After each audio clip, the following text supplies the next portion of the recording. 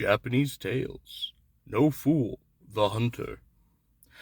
A seasoned hermit devoted to the Lotus Sutra once lived on Mount Atago, just northwest of Kyoto. Though he never left his hut, he did not starve, for a hunter who lived nearby and revered him often brought him food. The hunter had not been around for a long time when one day he turned up with a sack of dried rice, and the relieved hermit mentioned that he had been getting worried. Then he told the hunter about something wonderful that had been happening. "Perhaps it's because I have been honoring the sutra so faithfully all these years. I don't know," he said, "but the Bushifa Fugen has been coming here every night on his white elephant.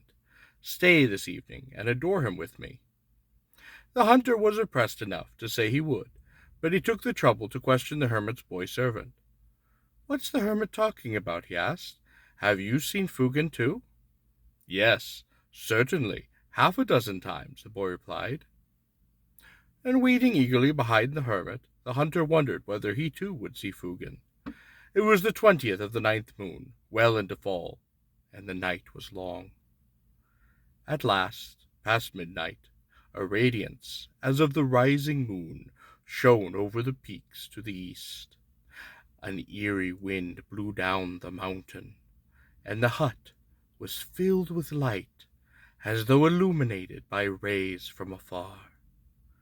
The Bushi, Fugen, mounted on his elephant, rode toward them and halted before the hut. The hermit worshipped this vision with tears of joy. "And you?" asked the hunter. "Do you see him too?" "Indeed I do," replied the hunter. "And so does the boy. This is most extraordinary." Still, the hunter was quite puzzled.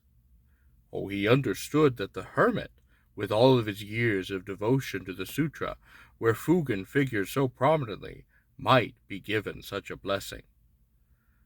But he could not understand why the boy, and he himself, who knew so little about these things, and he above all who killed animals for a living, should see this vision too. So he decided there was no reason why he should not test this Fugen. Fitting an arrow to the string, he took aim over the hermit, who was prostrate in adoration. He drew his bow to the full and let fly. The arrow seemed to strike the Buddha's chest, and the light went out. Something went crashing downhill through the bush. What have you done?" cried the hermit in an agony of distress. The hunter explained. "If that had really been Fugen," he said, "the arrow couldn't have done any damage. So it must have been some monster." At dawn, they followed a trail of blood 100 yards down to the bottom of the ravine. Here they found a large badger lying dead with an arrow through its chest.